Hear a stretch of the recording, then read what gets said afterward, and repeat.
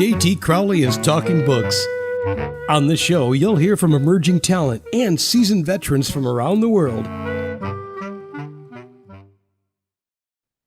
Hello, I'm JT Crowley, and today I have another thrilling author for you all.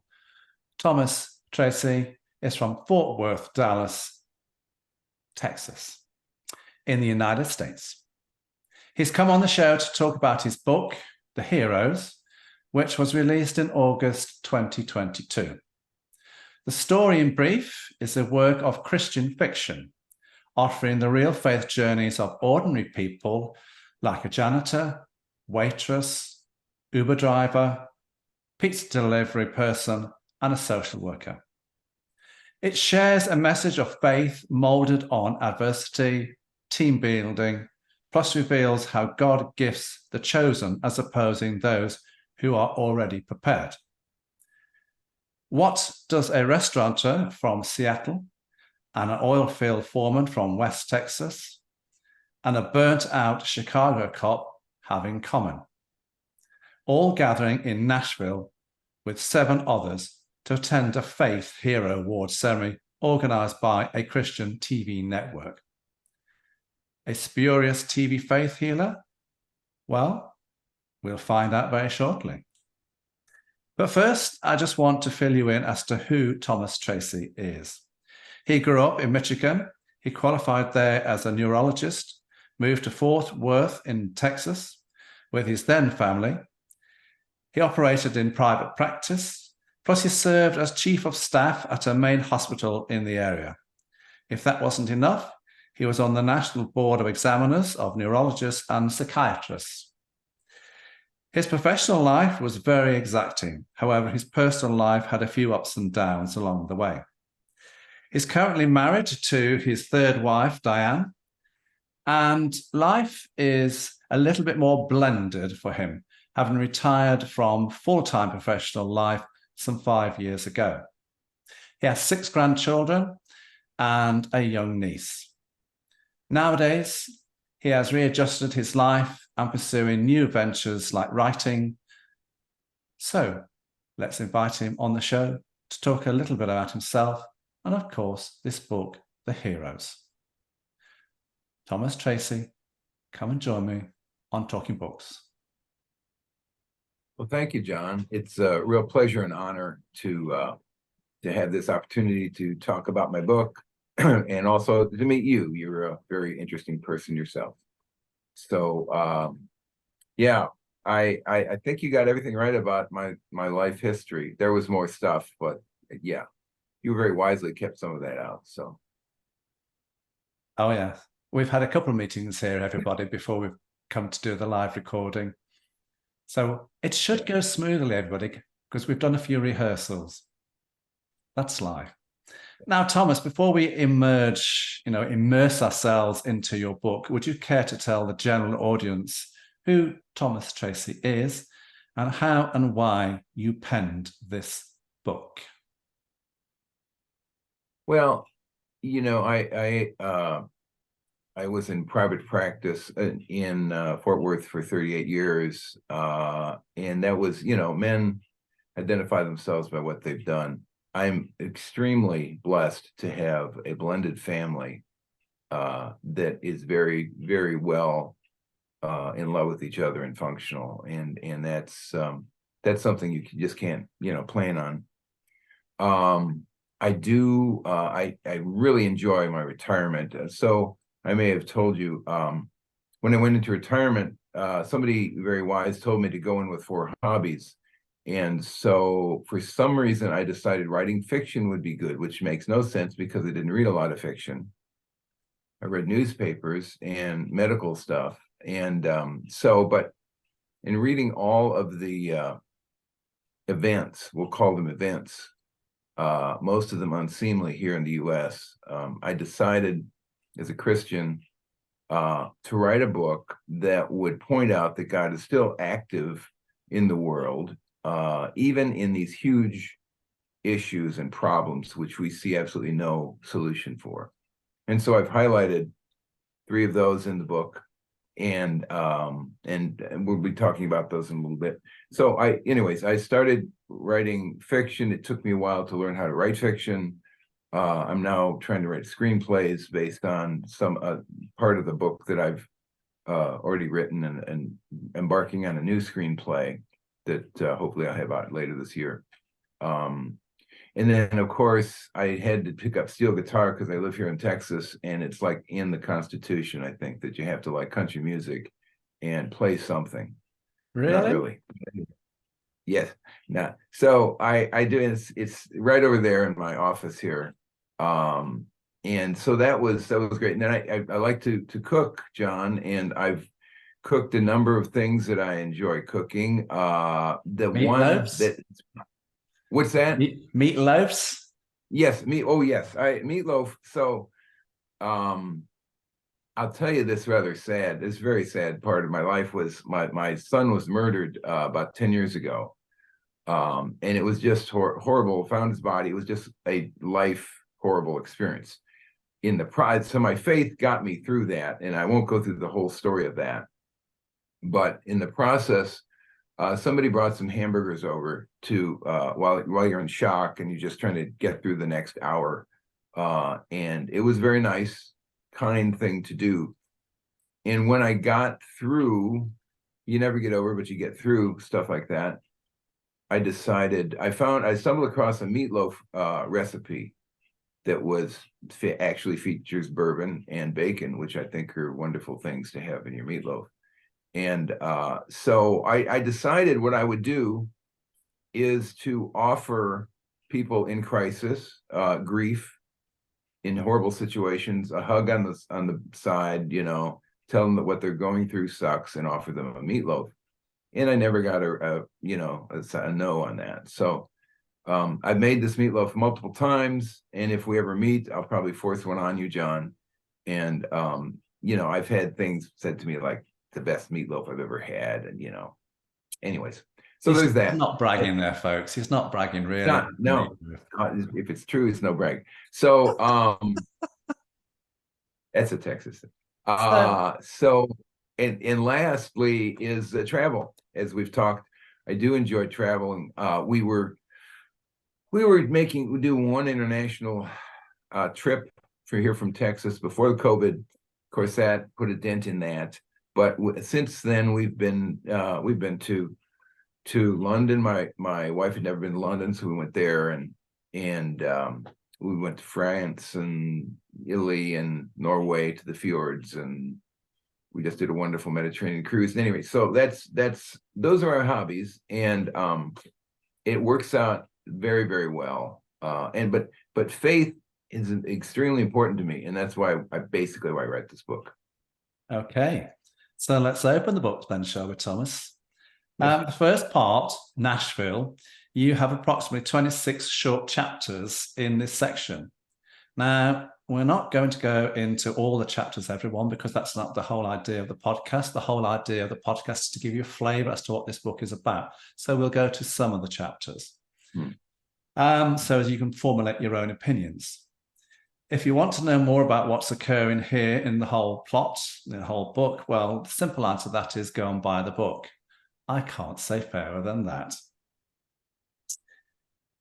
So let's go to Thomas, the scenes here, which we both agree we're going to best reflect the book. So the chapters, a day off, and Stephanie and Donnie stood out for me towards the beginning of the book. In a day off, you start, I quote, on Thursday morning, the group shuffled down to breakfast. They had been flown to Nashville from 5 different locations by MLCN, the More Like Christian Network, to receive Faith Hero Awards, which came with cash prizes. They were slated to be on a live broadcast Saturday evening, but Friday was for training, but today was exploring Nashville as a day off. And in Stephanie and Donnie, a wedding reception in her restaurant. So my question to you, Thomas, is What's going on in this part of the book? You know, the scenes and the storylines, both in Stephanie and Donnie and the first one, A Day Off. Tell us. Well, in A Day Off, picture this, these 10 individuals, 2 from each of 5 locations in the country, have been summoned to Nashville to receive these Faith Hero Awards. And they're kind of at a loss to know why they were selected. They were nominated by people in their homes. And so they come to Nashville, and the person who's putting together says, well, tomorrow's a go to Nashville and find out about Nashville Day, and then we're going to do the show later. So they meet on the first day together is a day off, where they start talking with each other, and they've already been exposed to a horrible fake faith healer televangelist, which are not that uncommon here in the States. And all the heroes have a terrible opinion about this guy, and they want to take him down. So that's the original. That happens very quickly in the start of the book. And so on A Day Off, it's a breakfast scene, and they're starting to learn about each other. You're starting to learn as a reader about their personalities and maybe some of their strengths and weaknesses, and maybe get a glimpse as to what they look like. And so that is really what's going on. And also they start to imagine, what would it be like to do a sting for this guy? Because these people have never worked together before. Even the 2 that come from each locale aren't necessarily that close to each other. And nobody has an idea of what the other person's talents are. It's kind of like putting a team together, and you've got whether football team, whatever, you have different team members are supposed to do different jobs, and you just dumped a bunch of people, and the goal is, put it together and do something. Well, that makes no sense unless God's involved. So that's what's going on with The Day Off. Now, when Stephanie and Donnie, Stephanie, you see, is a restaurateur from Seattle, and she's had a bad experience with men, distant father, a loveless marriage that ended. And then the second one was this gorgeous sales rep who comes to her restaurant to schmooze. Boeing is the big aircraft manufacturer in Seattle. And so he is trying to schmooze those executives to buy parts from his company and all that stuff. And so he has dinners there. She falls for him big time because she is lonely and he is her drug of choice, as they say. And so he's a real oily, terrible, lying, womanizing, drunken guy. And so he has this horrible, the wedding scene is in her restaurant. She's done weddings there before, and wedding receptions. It's a beautiful restaurant, looking over the mountains, Cascade Mountains in Seattle. And but it evolves quickly, and he comes home drunk one night and hits her, and she has a sense to just get out of that marriage. And so she comes out of it not trusting men. And the thing of it is that a young lady who came with her is named Shelley. And she is kind of impressionable, and she runs into contact with Cody. Now, Cody is a beautiful Brad Pitt Western cowboy that's always pushing his hair back, and women are falling all over him. And so Stephanie looks, and so Shelley and Cody are starting to kind of meet each other, and some sparks are happening. And Stephanie puts Donnie's face on Cody, just saying, "Oh, this is going to happen to her, just like it happened to me." And so she starts her controlling, stalking stuff. I said too much, but there we are. Thomas, let's go still under the Nashville segment. 2 other chapters that caught my imagination: the awards show and Day of Rest and Sharing. The awards show is set in the TV studio with a live audience. And in A Day of Rest and Sharing, we have Stephanie and Eric talking about their early years. Would you care to fill the audience in with what's behind the storylines here? Yes, well, as you point out, John, that we've talked before, the award show is the longest chapter in the book, and it really is a way not only for these faith heroes to get recognition for what they did in their hometowns, but also for the reader to get to know more about them. And now they find out about these stories in a synopsis, a little larger synopsis than they've seen before. So they get a feel for the problems they've been through, like church shooting, voter fraud, just a number of things, Me Too generation things in New York, and the opioid crisis in Texas. So it's a way of, again, looking at these people, finding out who they are, because then it's a lot to dump on readers, 10 characters all at once. And then Stephanie is starting to emerge as the lead character in this first part. And so, and the other thing to mention is that you've seen the book, and I think it's next to me, but there's a cross on this cover of this book, my book, and it's planted in sandals. And the importance, and so that is my idea of what the awards trophy that they will receive is. And so and it points out, God, we're God's hands and feet, supposedly, as Christians, and so that's just a visual symbol of that, and that's important, I think, for the reader to pick up on. And also, I want to draw attention to Reverend Ted Jameson. He's the head of the board of directors for MLCN, More Like Christ Network, and he talks about at the awards show the reason for the awards, talks about faith, the different faith journeys that exist, and points out how all these people had really different faith journeys, but they all responded, and they were all examples of faith in action. And so I want the reader to understand that.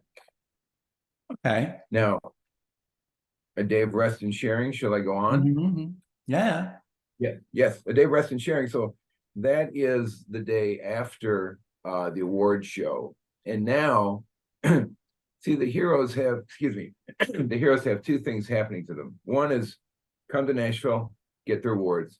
Two is do a sting to take down this terrible guy, this televangelist. And he's going to have a outreach, 3-continent outreach to all these people that he's trying to fleece.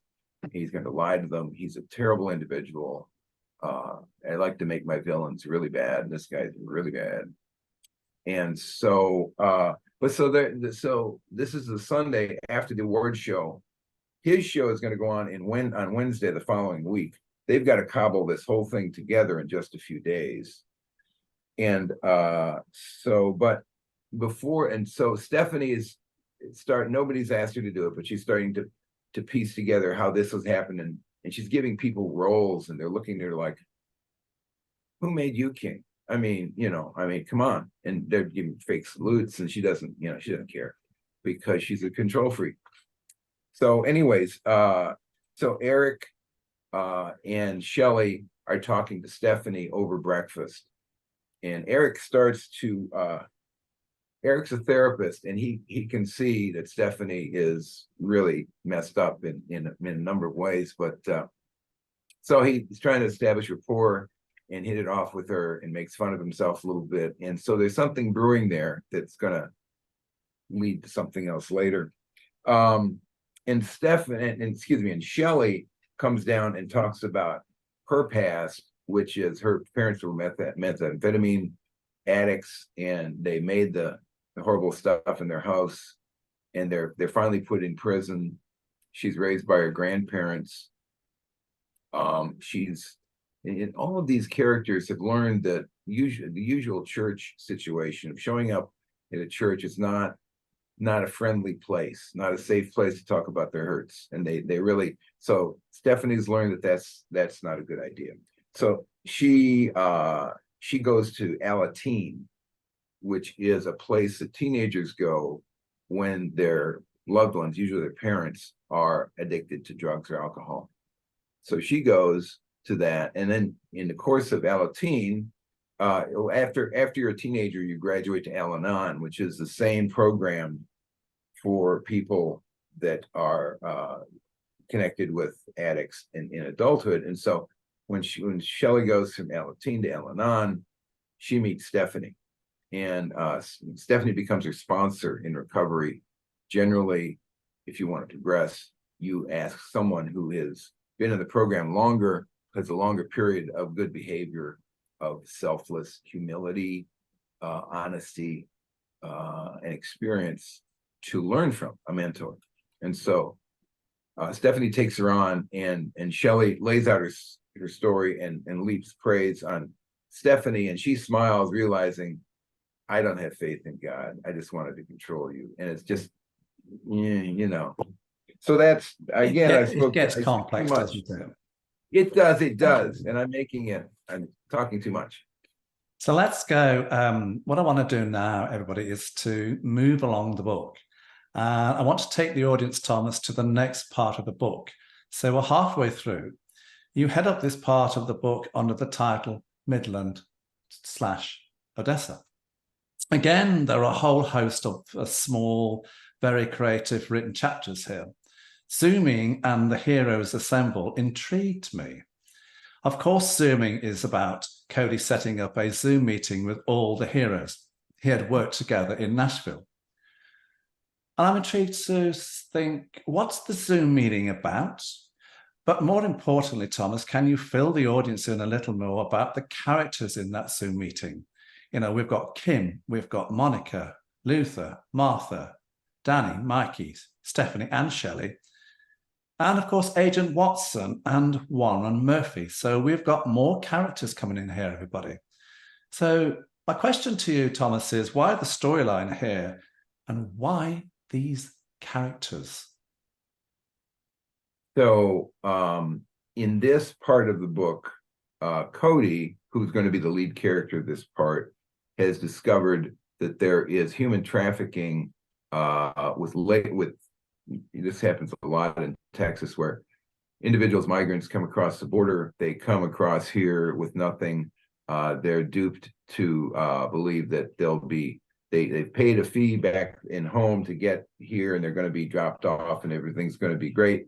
What happens is they're handed off to people that use them in a labor situation where they're treated very poorly, given no wages, and there's no way of getting out. They're told over and over, well, you still owe me for this, and their debt goes up, they never pay it off, and they're threatened with death if they leave. It's horrible, it's in slavery. So Cody's discovered some of this in his oil and gas company he works for, and so he decides to call back the heroes. The heroes have had this one caper that they pulled off successfully, and they formed a team. And so Cody now is going to suggest to these different people to come back. One kind of an amusing thing in the beginning is that Eric and Stephanie, you may remember Eric being the therapist and Stephanie being the restaurateur. So Eric is in West Texas, where Cody lives, and Stephanie is in Seattle, and they're starting to hit it off. They actually went on a little ski trip in which Stephanie, who skis, and Eric, who doesn't, sort of got together. He's a bumbling guy. He fell down a lot, and she, was laughing at him and stuff like that. But anyway, so they're getting closer. So he invites, Eric wants to invite Stephanie down so she can go to a rodeo and get a little closer to her. And he's unaware, I think, of Cody's experience at work. So Cody makes that happen. Stephanie comes down, goes to her first rodeo, which is a big deal here in Texas.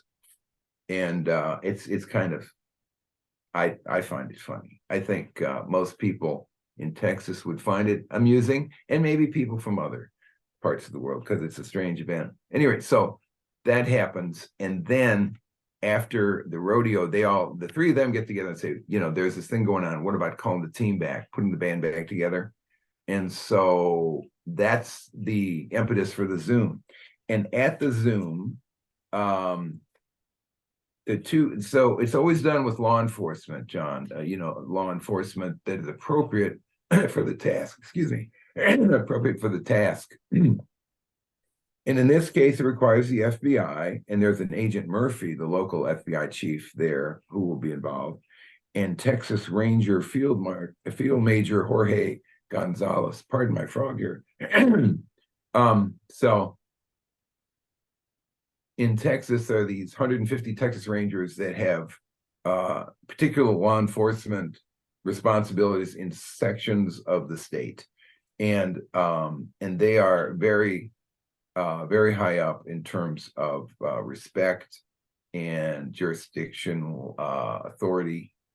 And so the two of those two organizations need to work together with the heroes in order for them to not violate and not be looked at as a vigilante thing, group. And so they're on the Zoom, but also are heroes. And so you're going to see Luther, who's an African-American, strong, silent type. He doesn't say a lot, but whatever he says is usually perfect. Stephanie, who's the conniver. Cody, who is Brad Pitt lookalike, who struggles with fentanyl addiction. Eric, the puzzled, bemused therapist, who's has insight but is bumbling. Monica, an Italian-American social worker in her middle ages, who has a heart of gold and sees people in jams and just has to help them. And she has a little dog named Pookie, a miniature schnauzer, who has a secret weapon, which will be revealed later. There's there's Danny, the tough guy, the Mexican-American, who came from Juarez, Mexico in childhood. They went up to Chicago, his family did, to put the Mexican restaurant together up there. And he became a cop. He had a friend who was shot in front of him. And anyways, he has an anger issue, and he takes it out in one of the events in his life later as a cop. He's a huge Chicago Cubs fan. And so Mikey, his son, wanting to impress his dad, is also a character. He's in his 20s. Both my father and son are big Cubs fans, and Mikey plays baseball very well to impress dad, and so they're kind of linked. Then they have Shelley, who's another kid who's linked to Stephanie, her sponsor, and so Kim, who's so there's a whole host of characters here, isn't there? This is what we're trying to get. There's a whole host. Characters, everybody here. Yeah, and they're all on Zoom. Yeah. Let's go to the heroes assemble. Now, this is a very short chapter. So briefly, Thomas, what's going on here? Well, when they assemble, when they come together, it's important to realize all these people have real jobs and lives at home, and away from these capers. And Cody in this chapter takes the lead. He reminds Stephanie to sort of back off. She's not going to run the show this time. And ironically, though, since they're going to confront not only labor trafficking but sex trafficking, and Shelley is the youngest female that could be used as a honey trap sort of sex kitten to sting John. She's asked to play that role, and Stephanie is asked to play her handler.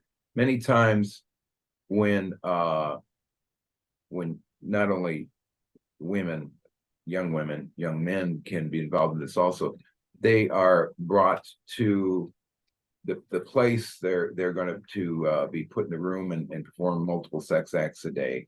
They have a handler that makes sure they don't run away.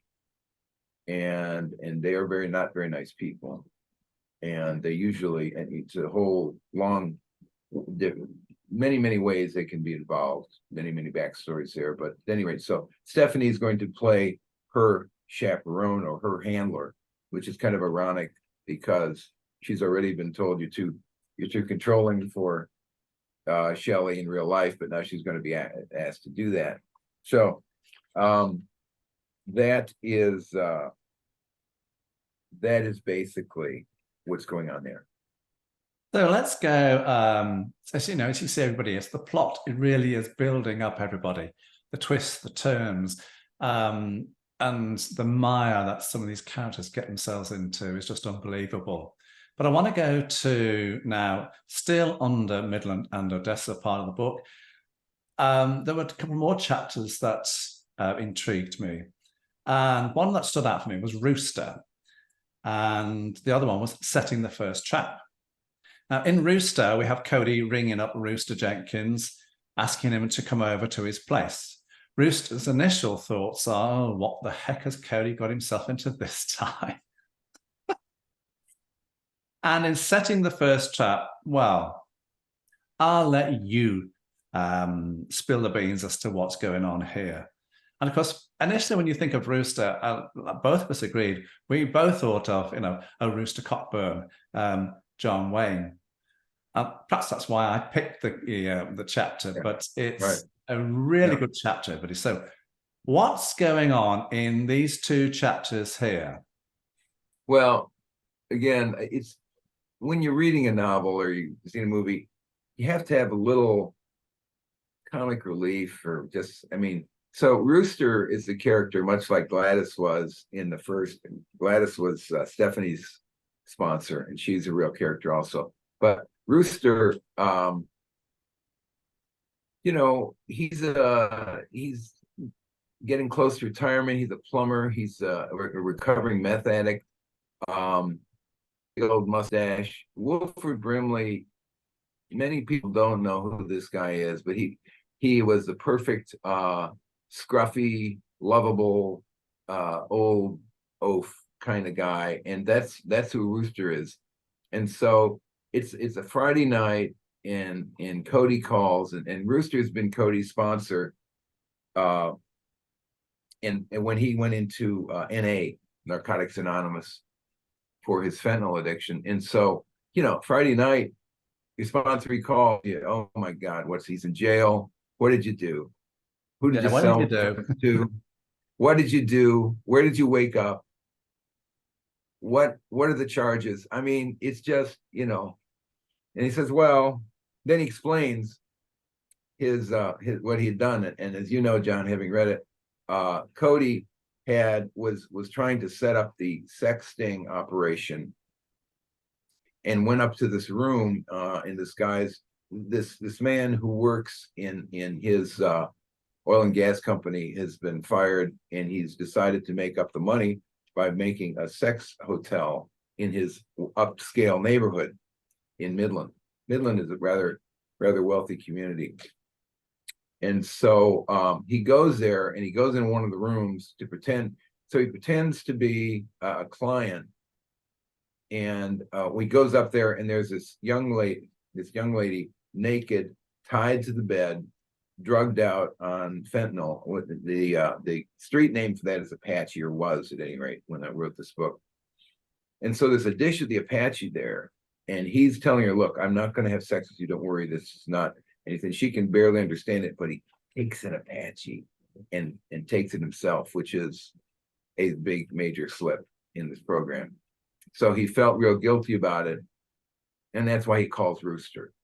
When you slip in your program, whatever it is, you're supposed to call your sponsor.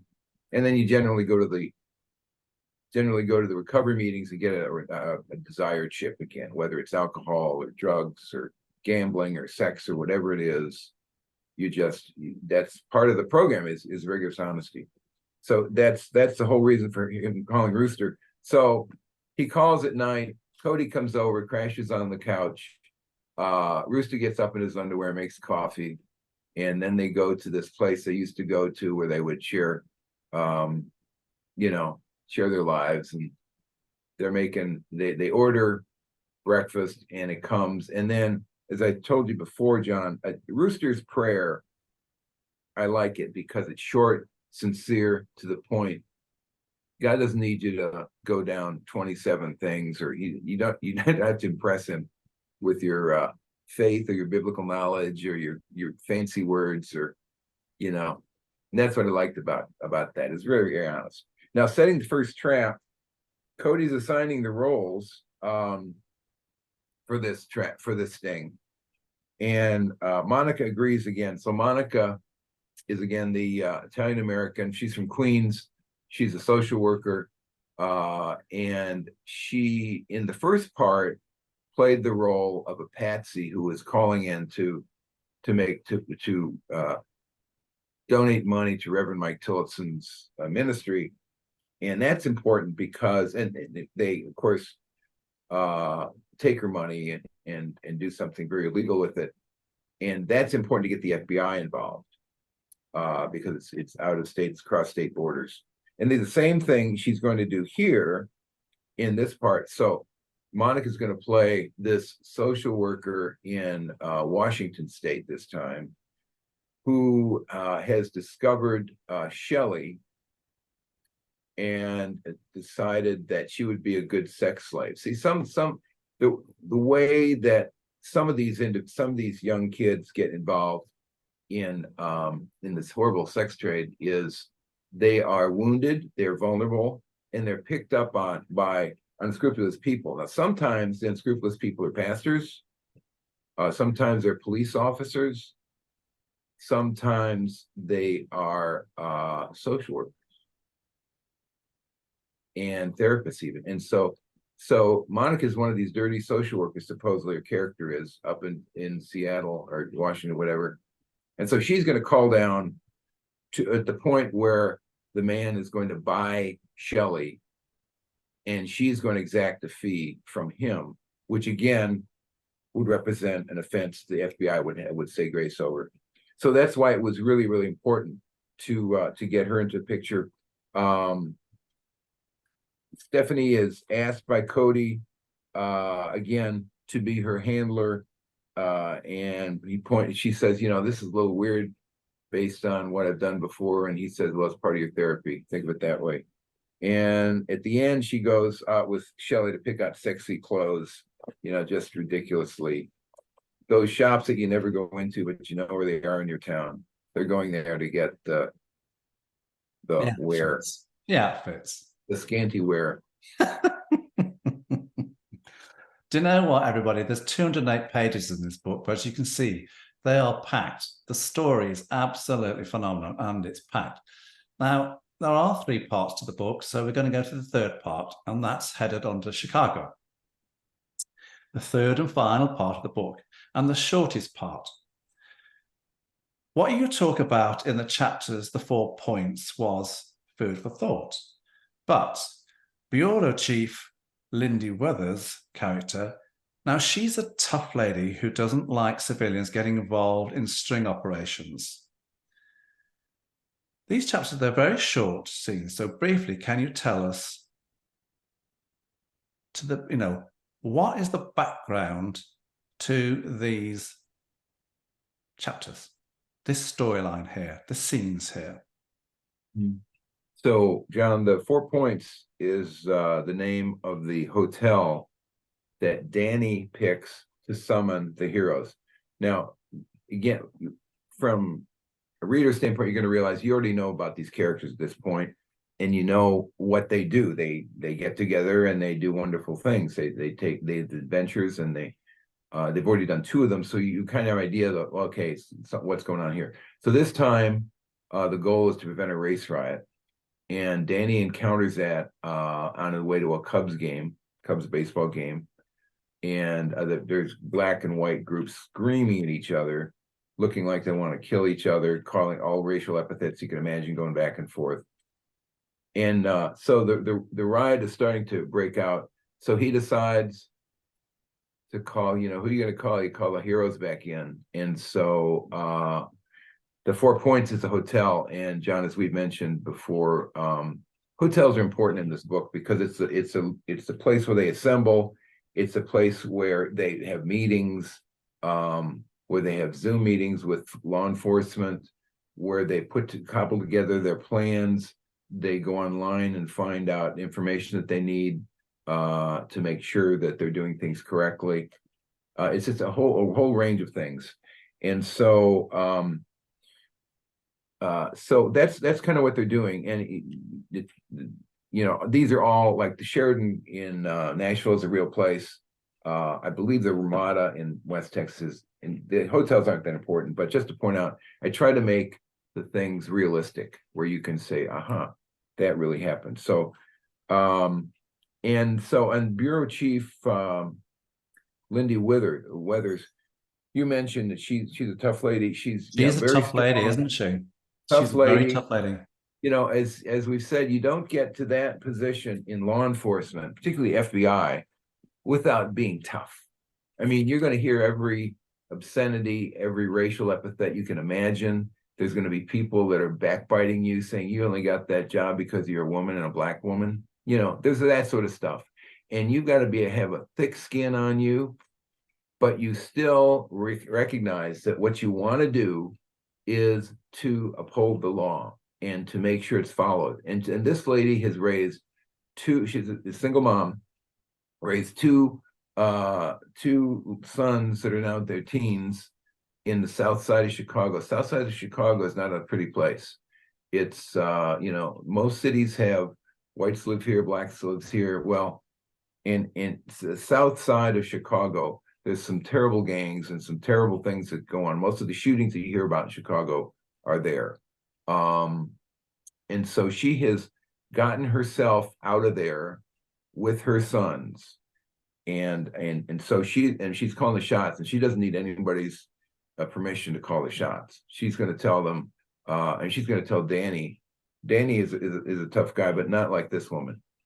So he's brought this before her, and then she is going to direct them on what to do, pointing out, as you say, citizens aren't invited into these things. It's very unusual. Private citizens can get in the way, and you're not going to be given any weapons. People say, "Oh boy, we get to shoot people." No. And so you're going to help us. You are going to help us enforce the law. And the interesting thing is, when the FBI or police are out there in one of these riots, they really can't do anything until somebody gets shot.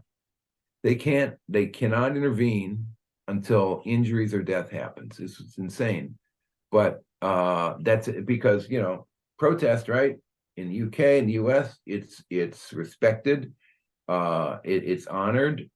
And who's to say what's peaceful and not peaceful? And who's to say what's just passionate and not abusive, right? So that is kind of what they're dealing with there. So let's see here. Yeah, and Danny wanted to point out to Lindy that this group was not a vigilante group, and that they would abide by their supervision. And not mess up her investigation. Exactly. Yeah. And finally, Thomas, let's go to the teams are set and Willie Jackson, those two chapters. In the teams are set, you kickstart the story off by Danny calling Chief Weathers. And in Willie Jackson, the TV interview. Where are you taking the readers with these two little chapters towards the end? But don't give the game away. Just very, very briefly, where are you taking us here?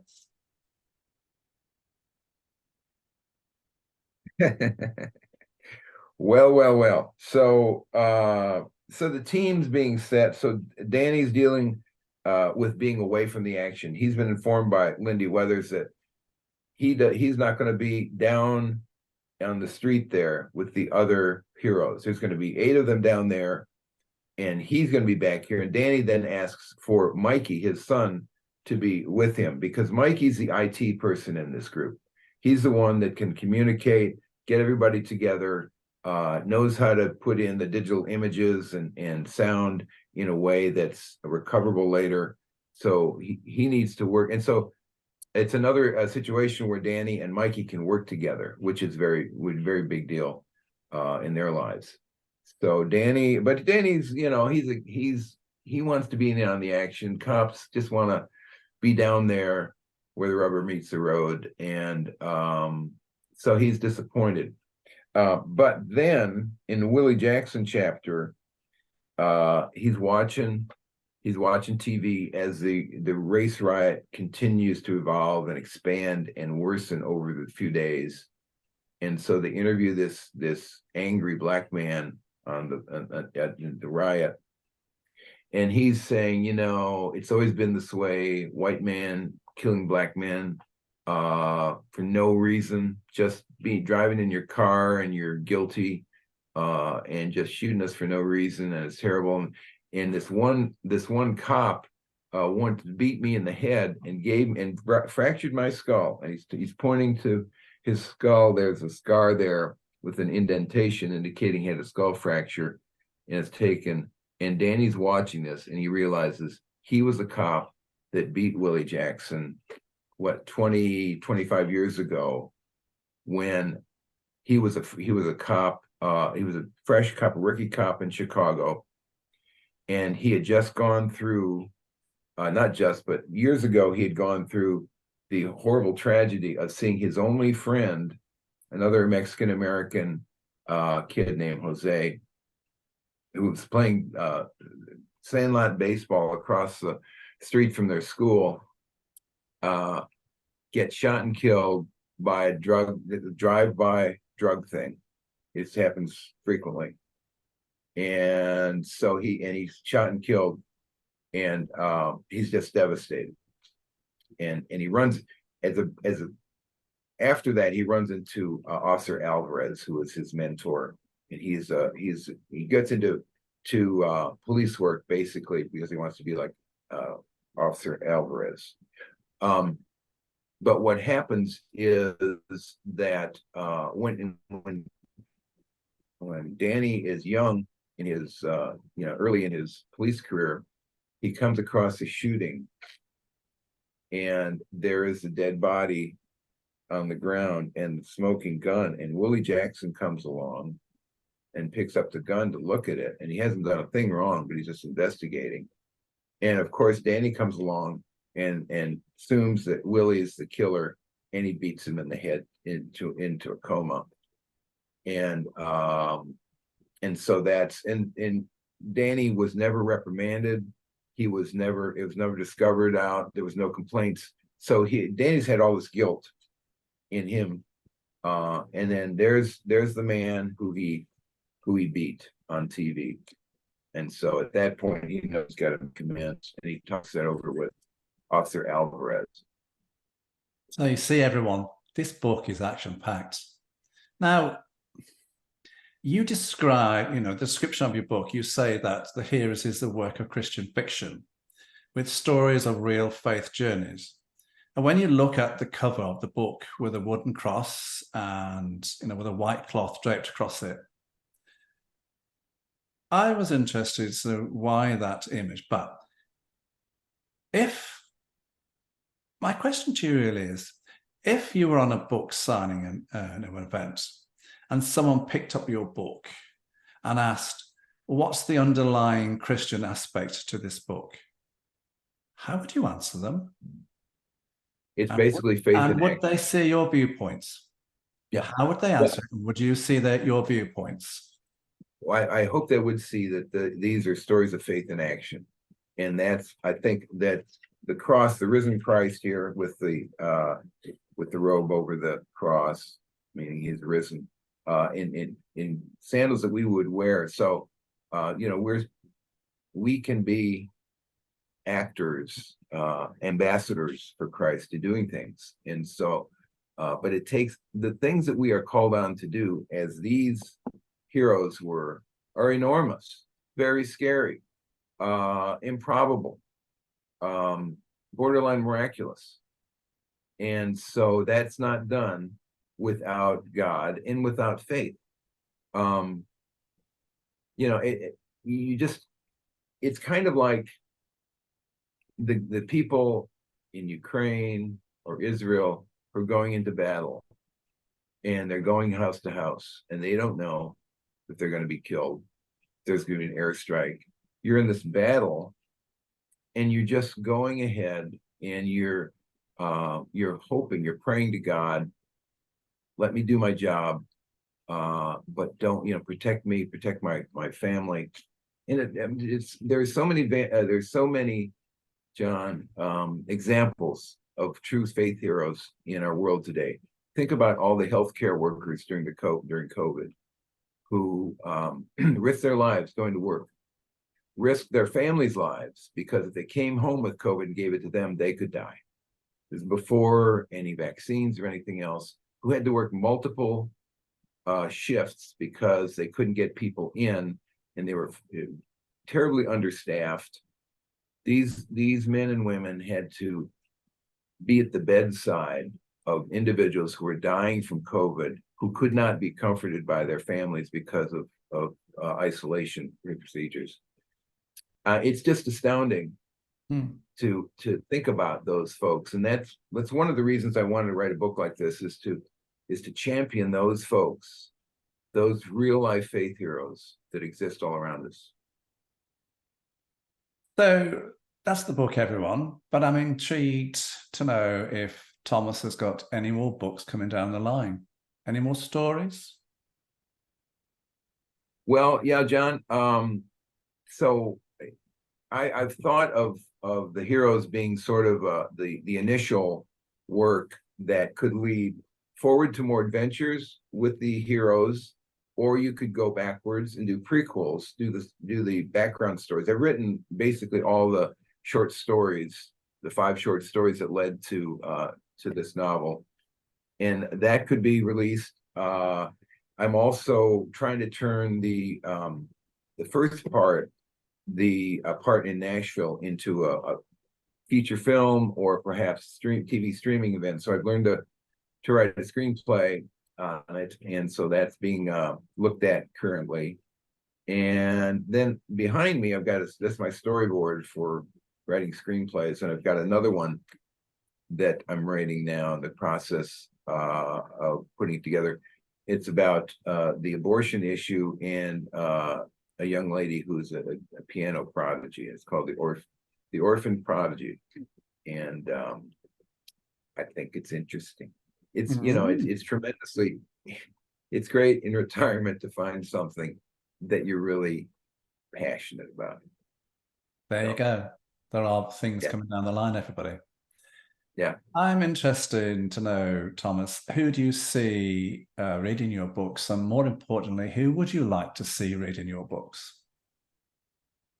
I would like to see people who have been, as I said before, faith heroes themselves, maybe see themselves in some of these people, and see them receiving recognition and accolades on their very courageous things that they've done.